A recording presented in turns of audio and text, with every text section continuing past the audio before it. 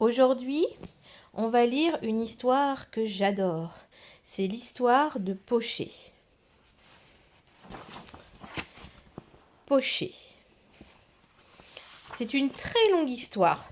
C'est une histoire qui dure longtemps et presque une histoire de grand. Donc c'est un livre qui a été écrit par Florence Sévos et c'est des dessins de Claude Ponty. Poché. Il était une fois une tortue qui s'appelait Poché. Elle était partie très tôt de chez ses parents pour vivre comme une grande. En chemin, elle avait rencontré une autre tortue qui s'appelait Pouce. Pouce était lui aussi parti très tôt de chez ses parents pour vivre comme un grand. Ils étaient tout de suite devenus amis. Ils avaient décidé de construire une cabane ensemble et ce fut très facile parce qu'ils avaient les mêmes idées et qu'ils étaient d'accord sur tout. Cette cabane était une grande cuisine qu'ils avaient remplie de bonnes choses, des bonnes choses à manger. Au milieu, il y avait une piscine en forme de feuilles de chêne et juste devant la piscine, une cheminée. La nuit, ils dormaient sur des coussins tout contre la cheminée. Mais parfois aussi, ils décidaient de dormir le jour et de vivre la nuit, ou de ne pas dormir du tout. Un jour, pendant qu'ils se promenaient au bord de la rivière, une pierre tomba sur la tête de Pouce et l'assomma. Cela fit beaucoup rire Poché. Mais, en fait, Pouce n'était pas simplement assommé, il était mort. Pendant plusieurs jours, Poché resta à côté de Pouce et attendit qu'il se réveille, mais il ne se réveilla pas.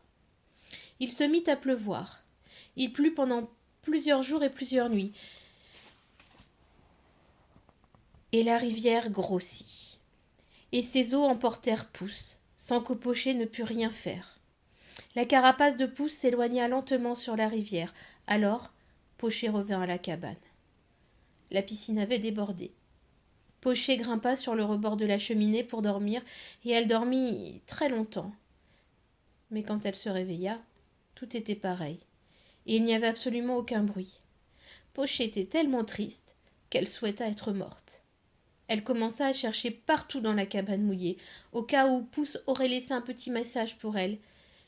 Puis elle se dit que si elle n'en trouvait pas, et elle n'en trouverait sans doute pas, elle serait encore plus triste. Alors elle prit une feuille de papier et écrivit elle-même le message. Ma chère Poché, je t'écris ce message au cas où, un jour, une pierre me tomberait sur la tête et que tu serais toute seule. Je voudrais te dire que tu n'es pas vraiment toute seule et que je pense beaucoup à toi. Je t'ai laissé des petits cadeaux partout pour toute la vie. Aujourd'hui, il y a une fraise de bois délicieuse qui vient de mûrir tout au fond du jardin. Elle est pour toi. Je pense vraiment que tu es une fille bien. Signé Pouce. Poché plia la feuille en quatre et la cacha dans un coin. Puis elle la trouva. Elle la lut et se précipita au fond du jardin. Elle cueillit la fraise des bois et la mangea. Elle était délicieuse. Ensuite, Pocha décida d'aller se coucher. Décida que la journée était finie et elle alla se coucher. Le lendemain, il faisait très beau, mais Poché était encore très triste. Elle écrivit un deuxième message de Pouce. Ma chère Poché, j'espère que la fraise des bois était bonne. Tu sais que tes écailles sont d'une très jolie couleur ? S'il te plaît, occupe-toi de ma collection de champignons, Pouce. À toute vitesse, Poché plia le message, le cacha, le trouva, le déplia et le lut. Le compliment sur la couleur de ses écailles lui fit très plaisir, mais ensuite, elle ne put s'empêcher de dire « Tu exagères, Pouce, c'est ta collection de champignons.